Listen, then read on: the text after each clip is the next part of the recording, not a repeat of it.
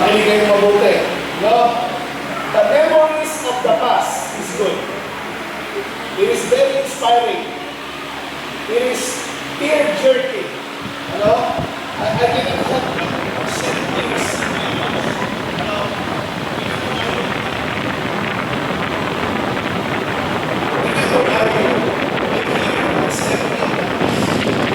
Brothers and sisters, I want you to release the past already. Amen? Kailangan na po natin i-release yung nakaraan. Kailangan na po tayong pumabante sa mga susunod na gagawin ng Diyos. Bilang isang simbahan, bilang isang Kristiyano, bilang isang leader.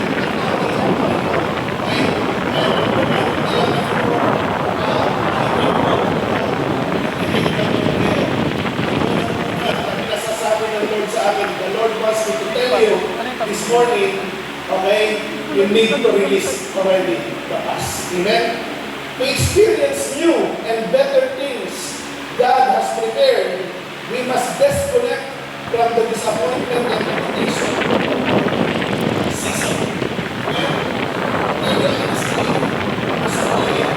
I'm going to remember the past. Kung ako po ay, kung akin pong aalalahanin yung mga nakaraan, sasabihin ko sa inyo, kahit na maraming ginawa si Lord noon, kasama ng journey natin, kasama ng journey is the reality that sometimes there are disappointments, there are limitations that happen in the past, there are hardship, there are trials, there are things that happen that are very discouraging. But I want you to hear this. The Lord is telling us, we need to release the past already. We need to disconnect. I-disconnect na natin yung mga discouragement natin. Dahil kung hindi tayo mag-disconnect, hindi tayo makakabante. Pakita naman din nakaaway mo. Nohan ka malipatan na discourage mo hindi, hanggang nga makaabante, ibabaro na ang ginagawa ng Diyos. Hindi na hindi sumasaw ng mga taon. Hindi ko alam kung naiintindihan niyo ako. Tinitingnan ko yung mga kapani niyo. Hinihintay nyo na yata yung tanghalian. Huwag kayong mag-alala. Meron tayong maraming tanghalian. Ano? Pero huwag muna yung isipin ninyo. Kung matagal na kayo sa JHM, makinig kayo mabuti. Every anniversary, merong prophetic word and direction ang Panginoon. Pag hindi mo naiintindihan yung direction para sa susunod na taon, hindi mo mararanasan yung pangako ng taon na yun. Naintindihan mo natin? Sino sa inyo nakaranas natin? Sino nakapagpatunay na taas ng kamay? Yung mga naniwala doon sa itinibero ng Panginoon, lalo na during the time of the anniversary, para sa susunod na taon, naranasan nila yung ginawa ng Lord, yung pangako ng Lord sa taon na yun. Amen? Kaya ibig sabihin lang, huwag mo papalagpasin yung message nito dahil kung hinihintay mo lang matapos, sayang dahil nakaka-apekto ito sa mga susunod na yugto ng taon na ito sa buhay mo. Okay? Kaya, number one, okay? Matuto tayo, mga kapatid, nakalimutan na ang mga masasakit na alaala ng nakaraan. Dahil kapag ikaw ay patuloy na mabubuhay doon, I'll tell you, kahit ako nga, pastor na ako, kapag tinitignan ko yung masasakit na alaala ng nakaraan, gusto ko lang tumigil ng pastor. Kaya ang sabi ng Lord, hindi ako nagtataka na ang unang-unang mensahe ng Panginoon ngayon, ito, sabi ni Lord, kailangan daw i-release na yung nakaraan. Kalimutan na, i-disconnect na natin ang mga nangyari noong nakaraan. Amen? Sapagkat may bagong gagawin ng Diyos ngayon. Wala kayong narinig. Kalimutan nyo na ang nakaraan dahil may bagong gagawin ng Lord sa taon na ito. Amen! Sabi ng Isaiah chapter 43, verse 18 to 19, listen. Pakinggan niyo mauna. Sabi niya, forget all that is, forget all that. It is nothing compared to what I am going to do. For I am about to do something new. See, I have already begun. Do you not see it? Bakit ba? Hindi mo ba? Hindi tayo talaga nakikinig. Dahil nagre-rema yung word. Sabi niya, kung ano man ang magagandang nangyari noon, hindi mo maikukumpara sa gagawin ng Panginoon ngayon. Kaya ang sabi niya, forget the past. Amen? For I am going to do a new thing. May bago gagawin. I am about to do something new. Sabi mo niya sa katabi mo, may gagawin bago ang Diyos sa buhay mo. May gagawin bago ang Panginoon sa pamilya mo. May gagawin bago ang Panginoon sa ministeryo mo. May gagawin bago ang Panginoon sa ministry ng JHM. May gagawin malaki ang Panginoon sa taon na ito. The Lord is about to do new thing. But if you will dwell in the past, you will not be able to experience it. God cannot pour new wine into the old wineskin. Letting go of all failures, essential to receiving what is ahead. Ano ang ibig sabihin nun? Nakakita na ba kayo noong unang panahon? Dahil puso-puso nang gumagawa ng fruit wine kasi parte yun ng kultura nila. No? Ang ginagamit nilang sisiglan ay balat ng hayop. Pag-iba yun, lalo-lalo na kapag yun ay bago. Pero kapag yung lumang sisiglan, ang pinaglagyan mo, pakinig kayo mabuti, very important formula to. Pag yung lumang nalalagyan, ang pinaglagyan mo ng bagong gagawin ni Lord, mababasag ka lang, sasabog ka lang, hindi mo makukontain yung gagawin ng Lord sa'yo. Kaya kailangan meron kang bagong sisiglan. You need to have a new wineskin. Because if you do not have, tignan mo nga yung balat ninyo kung matibay na. Matibay na ba?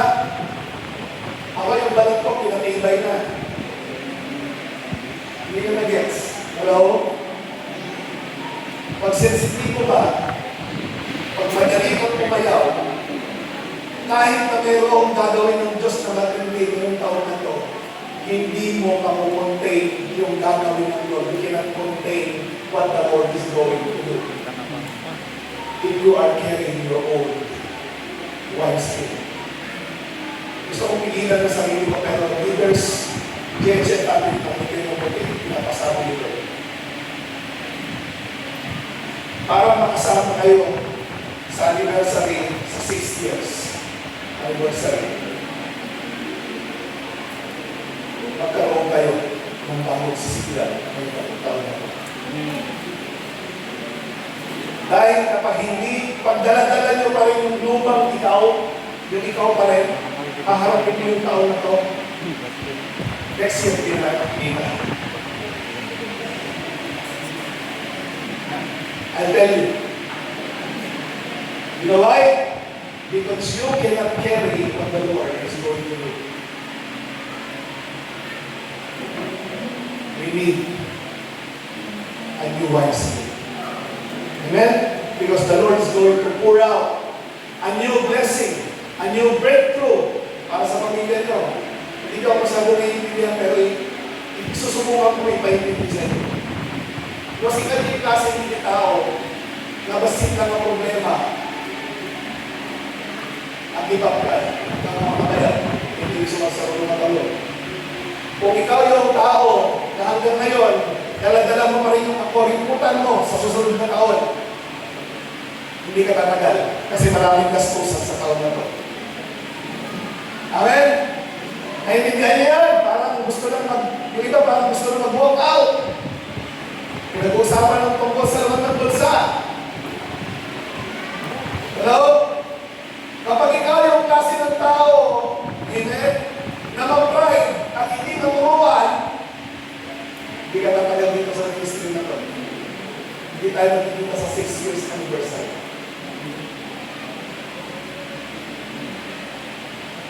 Hello?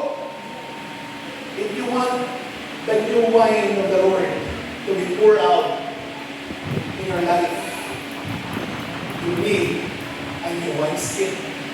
Mas matibay. Amen? Mas matibay na sa siglan. Amen? Pakisabi mo sa katabi mo, mukhang matibay ka naman. Amen? Sabi ng Job chapter 8, verse 7, sino si Job? Kung si Job ay mahina, kung si Job ay hindi matatag, hindi niya mararanasan yung bagong ginawa ng Diyos sa buhay niya. Though your beginning were modest, your later days will flourish. Amen? Baka wala na naman kayo narinig. Kahit masimple lang ang pinag-umpisahan ninyo, pero yung mga susunod na taon, lalong-lalo na sa taon na ito, it will be a flourishing year. Amen? Ang panalangin ko, sana lagi tayo magkasama at magpadala pa si Lord na maraming magkasama.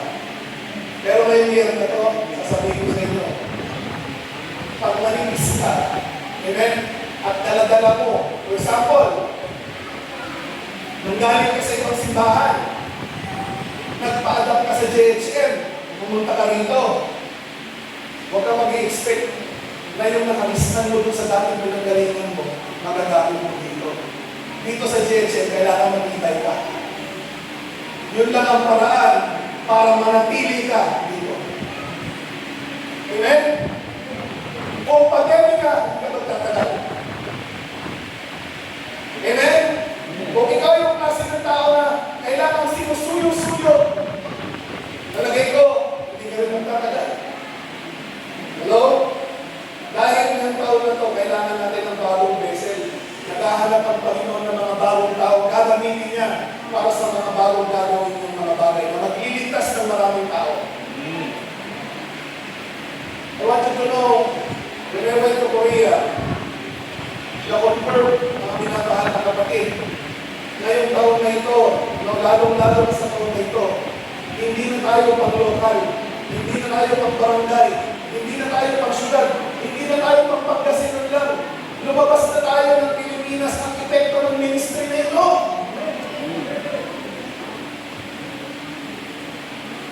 Paano mo ba kakayanan kung hanggang ngayon, ang isipan mo ay tungkol lagi sa ano ba ang mapapala mo dyan? Hindi ka tatagal. Pero pag naiintindihan mo na ang mga taong pinagpapala ng Panginoon ay yung mga taong pinagpapagamit kay Lord, at dahil nagpapagamit kay Lord, si Lord naman ang nagbibigay ng kanilang mga pangangailangan. Sabihin ko sa iyo, marami na panghimala na mararanasan dito sa pamilya nito. Amen? Kaya number 1, challenge ng pastor ninyo. You want to be experiencing better and greater this year, you need to release the past. Amen? Disconnect. Amen? And prepare your new wineskin. Amen? Okay, prophetic gesture. Medyo korting nyo muna yung katabi nyo para lang mag-isay. Huwag na lang mag-iha. Pakisabi mo. Prophetic gesture, sabi mo, makapal na. It's already big. It's ready. Amen?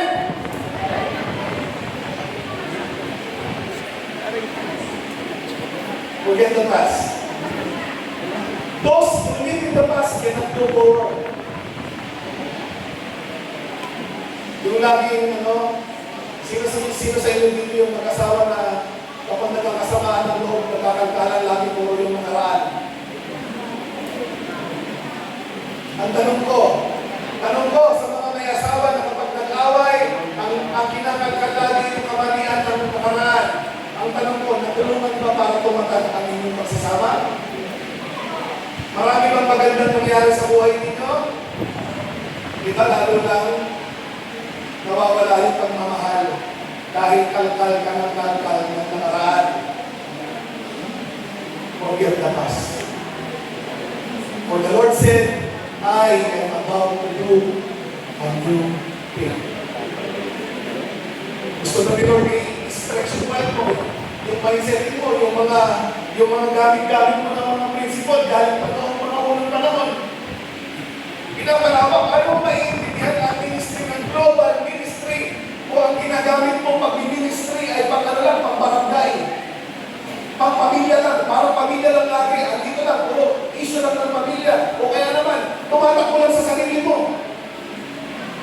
Hindi mo makakayanan ng global ministry.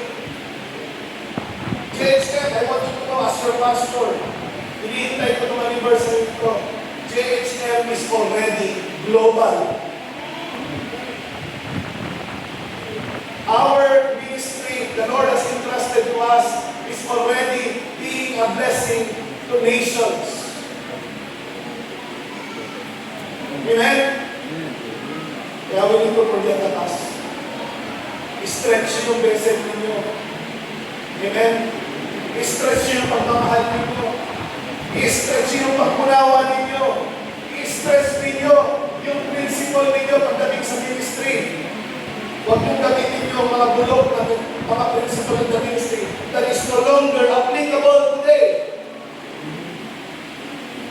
We are already global. You cannot contain it. Amen? Problema pa dyan, kapag hindi natin nabago yan, ang mangyayari, basta magkalungan mo yung iba na gusto lang maging maranasan yung gagawin ng Lord, andito ka lang kapit, hinihila mo, di ba? Pabalik-tayo, papunta doon sa pabalik ulit sa dati. Pabalik sa zero. Okay? Disconnect with the past. Amen? For the Lord is going to make new things. And number 2, okay? We talk about the promise of better and greater. May taon na to, may pangako si Lord.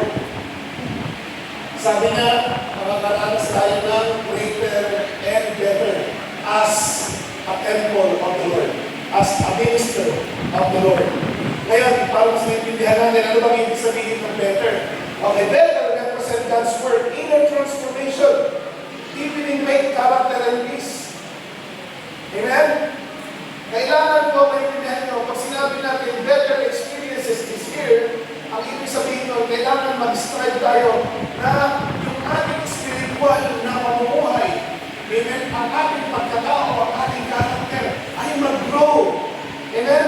It is the quality growth in our spiritual life and even in our physical life.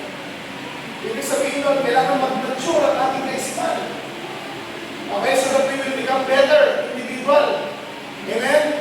Hindi katulad ng iba, inaangatan ng Panginoon, bumabalik pa rin doon sa pinakangatan ng Panginoon. Okay, nakakalungkot ka. Pero that's your choice, that's not mine. Amen? I know that when you look back in the past, one of the things that you will remember, okay, you went back. Hello? Bakit? Okay? Kaya kailangan ng taon na ito, ngayong taon na ito, kailangan po natin maranasan yung inner transformation. Kaya kailangan natin tutukan yung ating spiritual life. Huwag natin pababayaan yung ating devotion. Yung mga care group natin, yung ating pong mga ministry opportunity natin. Pumunta po tayo at patuloy na i-training po natin yung sarili natin lalo pa tayo mag-grow sa Panginoon. Amen?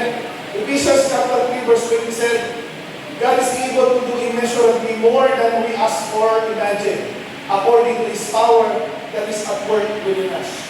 Kaya ni Lord. Amen? Kaya lang si Lord, kailangan, para makagalaw siya sa buhay mo, kailangan maging willing ka. Sabihin mo din sa katabi mo, willing ka ba? Amen? Willing ka bang mag-grow? Kung gusto mo maging better, kailangan ka mag-grow spiritually. Amen? Huwag kayo tumulan sa ibang mga kilala ko. Amen? Ang galing-galing magturo, pero yung sarili niya hindi kaya turuan. Amen? Uulitin ko lang sa inyo, lalo na kayo mga leaders.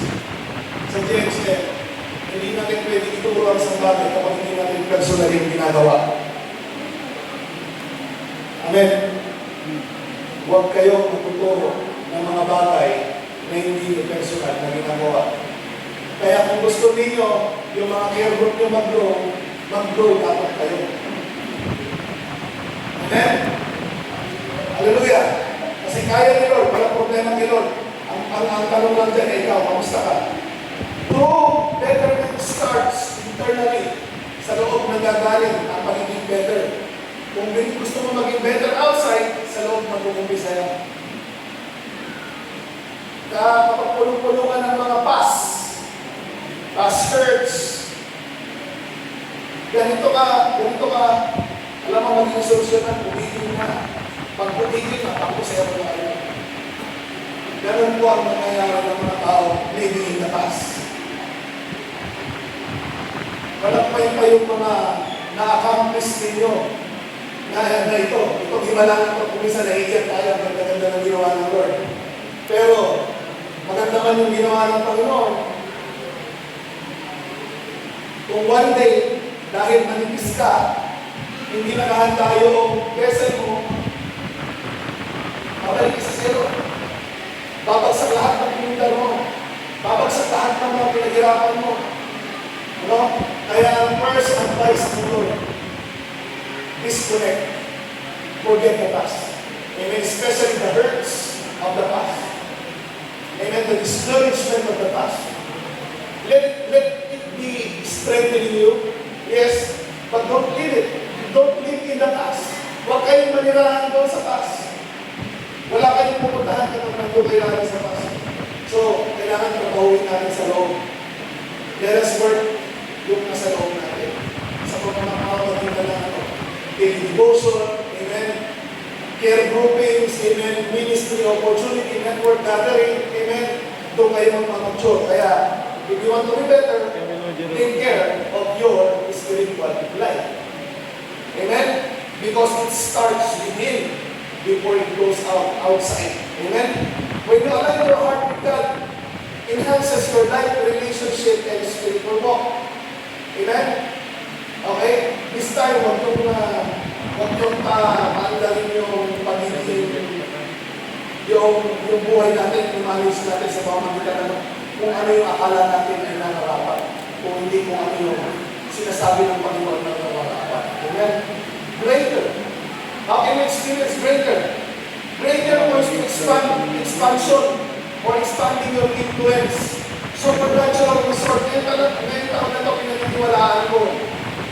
In 2025, there is so many things that happen. We have as a church, as a ministry, we are part of what the Lord has done miraculously. But the Lord is telling us, this year, greater things is going to happen. Amen? Kaya nga ako, one of the things that I expect, ngayong taon na ito, okay? Huwag kayong magtaka, amen? Sa mga nagiging galaw ng mga pastor ninyo. We are following, I am stretching also my faith. Amen?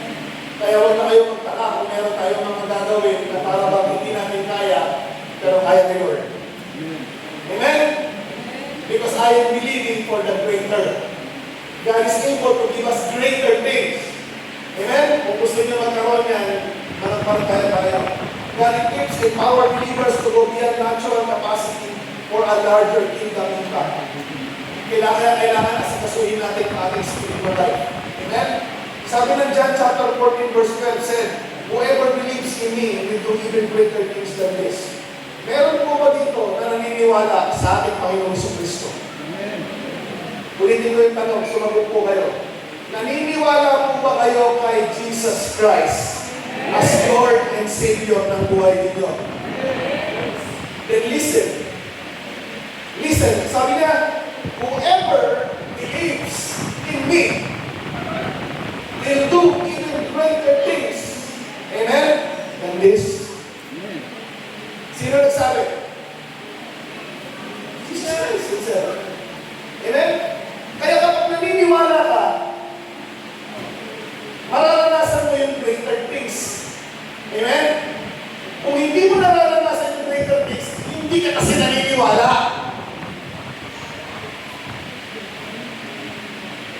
Hello? Sino sa inyo noon ang naniniwala na makakapagtayo ang JHM ng ganito? Sa kabila ng kawalan. Pero nangyari. Hello? Amen? At tell you what, the Lord is just starting. Amen? God willing, susunod na taon, hopefully, bago lumipas ang buwan na to, o sa susunod na buwan, may air condition na tayo. Tingnan nyo, isa lang, ilan lang natin eh. Isa dito, meron doon sa bandang gitna, meron nag-edit doon sa banda doon, mga dalawa.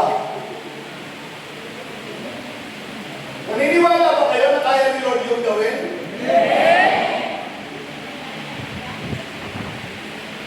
Pag hindi pinaniniwalaan, walang greater. Amen? Kaya sinasabi kayo ni Pastor na hindi naman natin kaya. Ang tanong ko, hindi ko naman sinasabi kung kaya natin eh. Tinatanong ko, kaya ba ni Lord? Naniniwala ka ba na kaya ni Lord? O di mag-email ka? Kaya ni Lord eh. May laman yung wallet mo ngayon, pero hindi ko kaya ipa-aircon lahat ito. Pero pag tinanong niyo ako, Pastor, kaya ba ni Lord na magkaroon ng aircon ng GHN Ministry para sa susunod hindi ganito yung pastor yung mag-preach? Amen.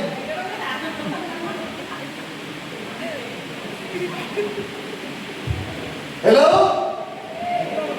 Dahil sa taon na ito, magkakaroon ng air condition ang church natin, hindi para maging komportable na tayo, para lalo tayo maging faithful sa Panginoon.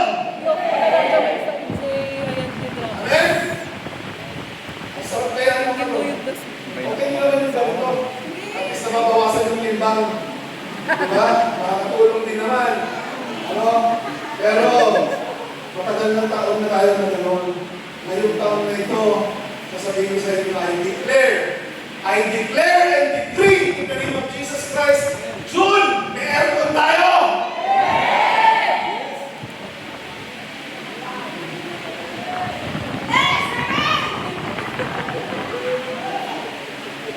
Hindi ko lang alam ang kumikuriyente nito. Basta sabi ko, aircon.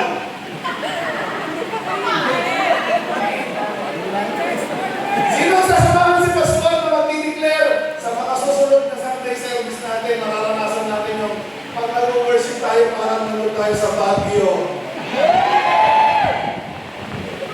Greater. Pero yung pagkakaroon ng greater, sabi ko nga sa sabi mo, kung gusto mo yung greater, kailangan mong mag-believe. Hintay ka ng greater, ayaw mo naman maniwala.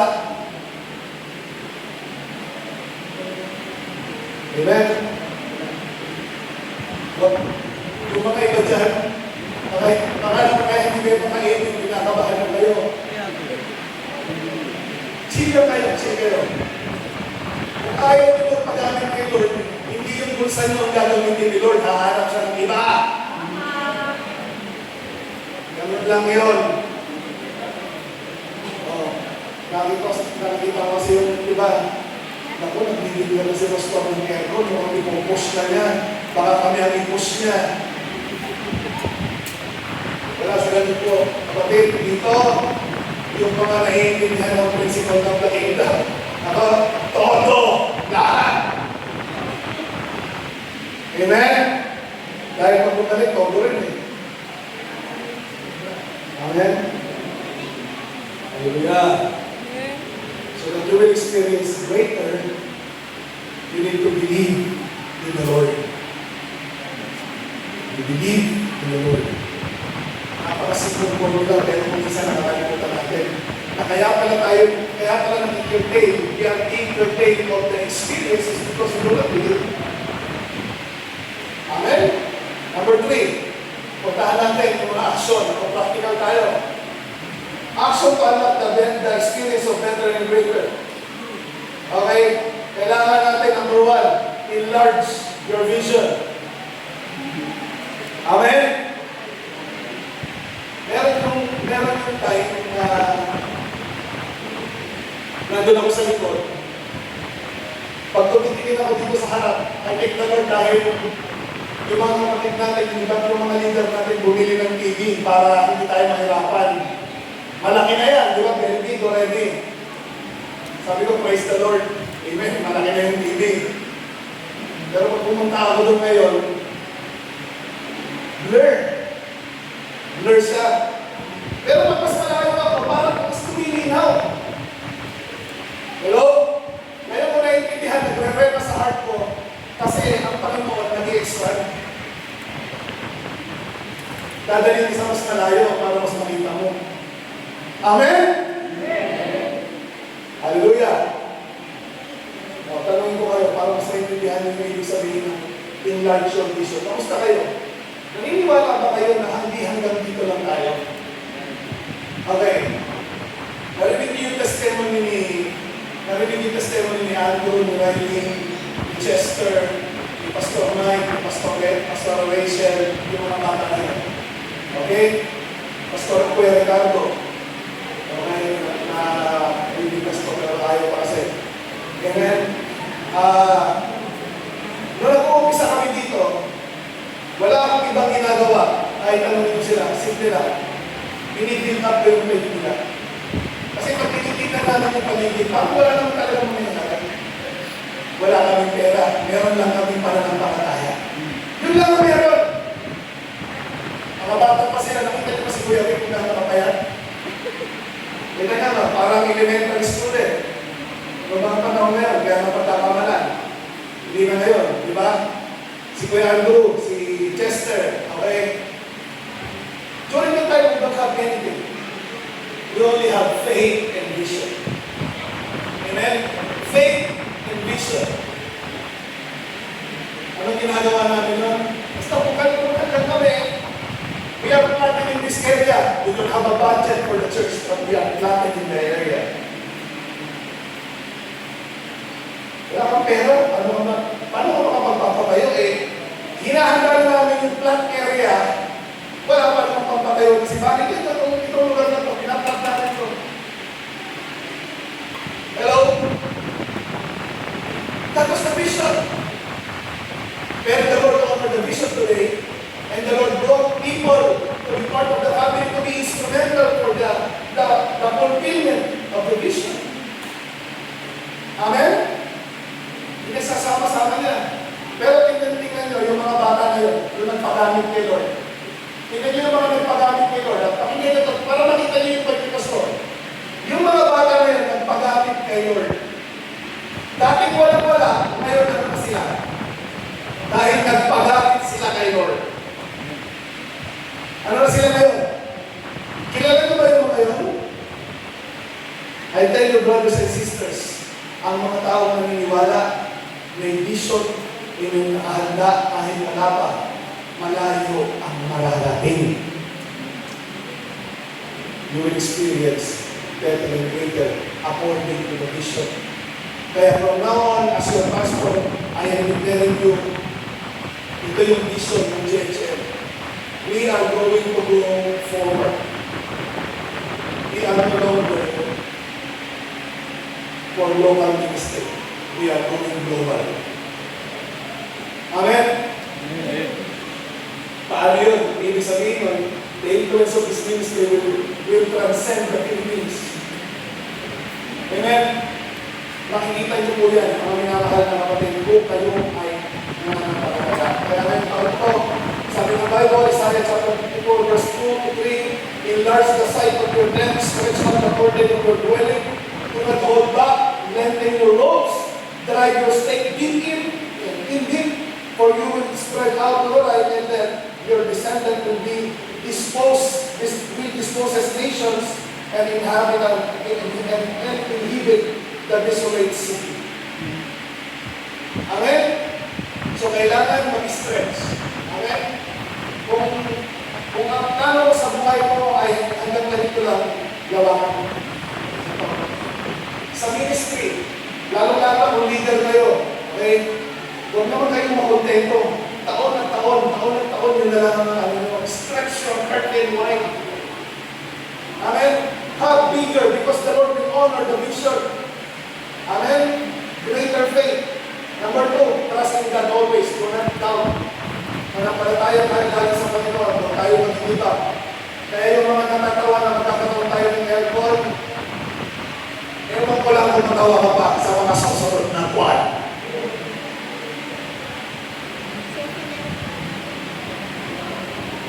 Isa ka sa mga uupo dyan na i-enjoy mo. Amen? Yung panibagong gagawin ni Lord dito sa ministry nito. Trust in God always. Amen?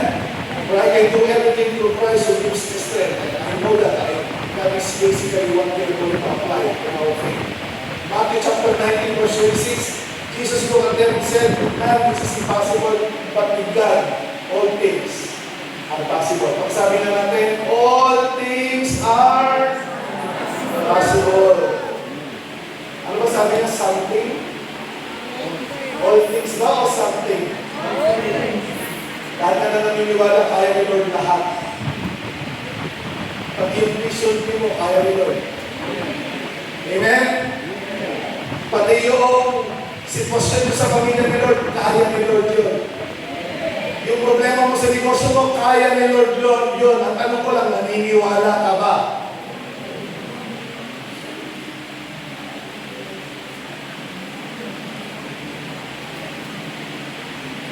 The key is faith. Believing. If you don't believe, you will not experience greater things. Kaya pag nakikita ng Panginoon sa isipan mo na nagda-doubt ka kung sa sinasabi mo, hindi mangyayari. Kaya ano ba mangyayari sa JHM? Amen? JHM will global. May pupunta ng Indonesia, may pupunta sa iba-ibang lugar sa Pilipinas, may pupunta, tatawa na naman yung iba. Watch, let's see. Amen? Hallelujah? Number 3, actual. Believe what God can do. Hindi yung what pastor can do, what my leader can do, what my pocket can do, what the Lord can do. Amen? What my knowledge can do. Kaya wala kami magtutunguhan, ito ka lang ang depende. Hello? Deuteronomy 28, verse 12. The Lord will open the heavens, His abundant storehouse to send rain on your land this season, to bless all the work of your hand. Amen. I declare that to you all the works of your hand. You will lend to many nations, but will borrow from none. Hindi ako magpapakama, pero pinakausap ko yun bago ako pumunta doon sa susunod. Pwede bang samihin ko ito? Pero sana hindi ko mag-misinterpret. Handa na ba kayo? Makinig kayo, Jeche. Alam ko na iba-iba tayo ng pamumuhay. Iba-iba po na tayo ng naabot sa buhay. Pero kahit na iba-iba tayo ng pinanggalingan, iba-iba man ang laman ng bulsa natin, iba-iba man ang sitwasyon natin sa buhay, meron tayong pwedeng magkakaparehas tayo. Ano yung magkakaparehas natin? Yung level of faith. Pwede tayong magkaparehas doon. Amen? Now, listen. Sinasabi kasi ni Lord bakit kasi ito na-mention? Sabi niya, the Lord will open the heaven is above the storehouse to send rain on your land this season, to bless all the work of your hand. The work of your hand will be blessed. You will lend to many nations, but will borrow from none. Are you listening? You will no longer borrow.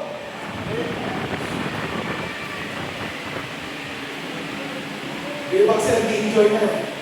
Ano ang mas maganda? Yung nagpapahiram o nangihiram? Pastor, pwede ba naman ako sa nangihiram? Mas enjoy yun kasi ako taga-tanggap. Pero, sino sa inyo ang gusto samahan si Pastor na mula sa araw na to? Ang lahat ng mga taga-JHM family, never nang mangungutang, sila na ang magpapautang. Tignan nyo, hindi na naman makainin yung iba. Alam nyo kung bakit? Hindi kayo makainin. Ang nasa isipan ninyo, imposible, hindi mangyayari yun. Mahirap lang kasi kami. Ganito lang ang buhay natin. Wala ka ba talaga kay Jesus? God of the city daw. Kaya nasabi ni Jesus, if you believe, you will do even greater things. If you believe. But you don't believe it. Paano mangyayari yung pastor? Saka yun kasi sa totoo, nag-i-enjoy na kami. Diba? Mas masarap kasi pastor, ikaw yung hinahabol, hindi ko yung naghahabol. Diba? Pwede ba iyan yung declare sa katabi niyo? Hawakan niyo yung balikat, hawakan niyo. Hold the shoulder of your seatmate and say, Lord, I am declaring, I believe, this year, kung lalaki ang bukas, sabi ka, babae, sister, pag lalaki, mother, I believe, my brother or sister will no longer, ano yun? Borrow. But will have more to be a blessing to others.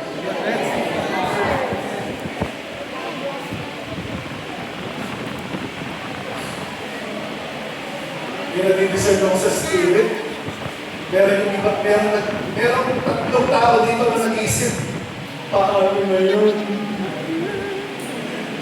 Di lahat ng lalapitan ko dito, hindi na ko pwede. Tatlong tao sabi ng Holy Spirit sa akin. Gusto mo pangalanan ko? Okay lang? Okay, ganito. Declare mo sa katabi mo, sabihin mo, hindi ikaw yun.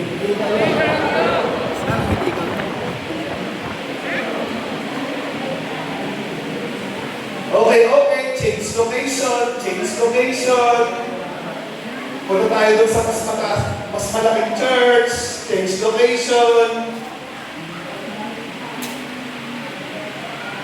Ano mas maganda? Ano talaga mas maganda? Seriously speaking. Ano mas maganda? Ano mas masarap ang pakiramdam? Yung ikaw ang hirap o ikaw ang papahirap? O di naman ang palagayan nyo. Hindi ko sinasabi na hindi kayo nagkaroon ng utang. Ako nga, nagkautang ako eh. May utang akong utang na loob. Nagkaroon ako ng utang na pera. Utang na buhay. Utang ko kay Lord. Amen?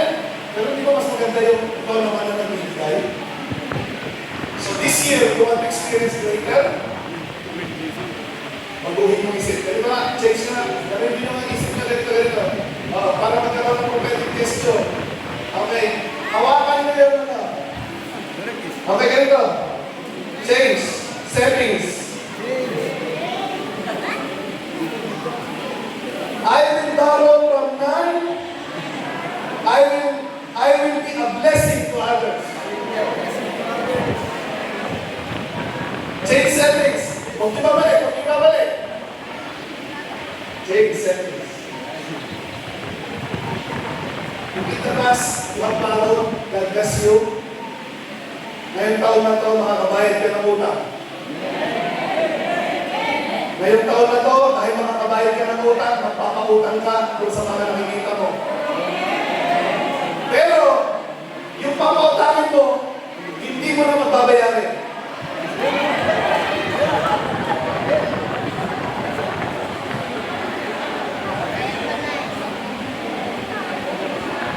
Bakit na naman tayo kinabahan? Di ba mas masarap yun? Oo, iramin mo yan ha. Kung nagsasole ha? Amen? Ay, pasaysa na kayo mga anak, ayaw mga pinakutang na hindi kayo sinasabi ko. Pero pag dinilig kayo ni Lord, sabi ko nga sa inyo, isipin nyo na lang. Ha? Pwede ba natin sabihin sabay-sabay? Nagkakalinig ako na magandang word eh. Sabay-sabay sabihin natin, thank you Lord. Amen? Ay, basahin natin, Psalm 65 verse 11. You crown the years with your bounty and your path overflow. with plenty. Let me just declare that to you. You crown the year with your bounty and your back overflow with plenty. Tumayo ka kayo sa akin. Let's all stand.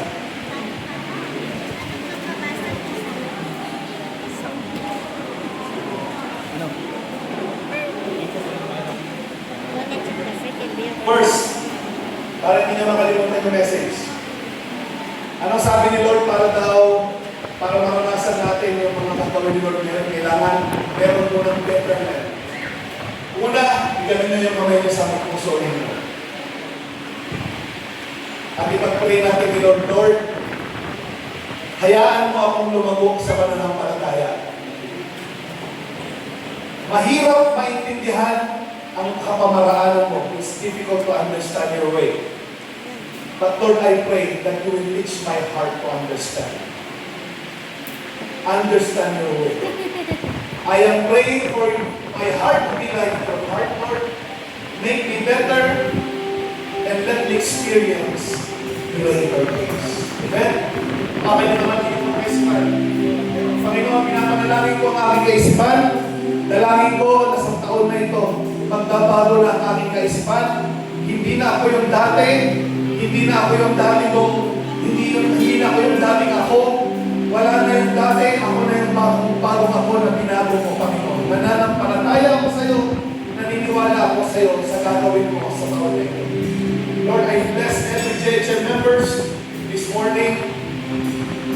I declare better and greater. Every JHM members will become a blessing to many. Yet every JHM members will have a breakthrough. Every JHM members will have, oh Lord God, the best that you can give to them. They will overflow, they will abound, they will be a blessing to others. This year, oh Lord God, you will accomplish greater things, Lord God. Hallelujah. Sige, ngayon naman ipag-pray mo yung katabi mo. Pray for your seatmate. Lord, I pray for betterment in the spirit for my sister and my brother. So what? Let's pray for our brothers and sisters.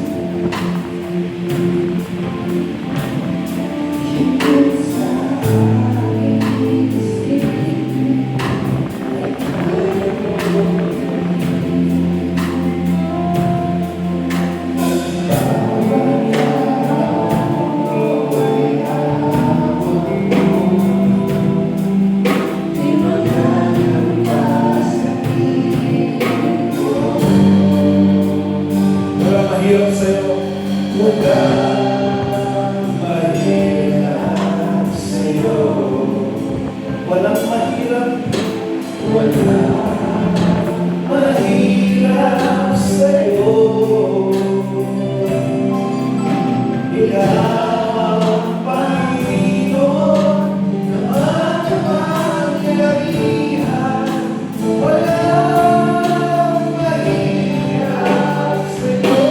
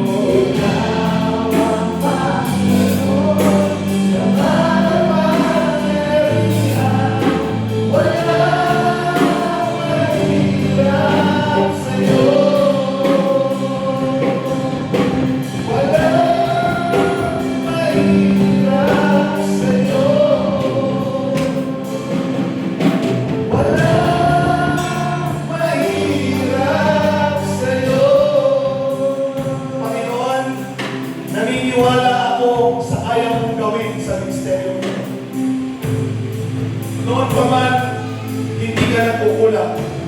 makapagyarihan ka. Kuminsan kami lang ang nagkukulang sa pananampalataya. Panginoon, naniniwala ako na sa santuario nito ay sa'yo. Pagpalain mo kami na makumpleto ang lahat ng kulang pa sa santuario nito. Itayo mo ang dormitoryo, itayo mo pa ang mga tables mo, Panginoon. Itayo mo lahat ng mga facility, Panginoon, para dito, Panginoon, because this place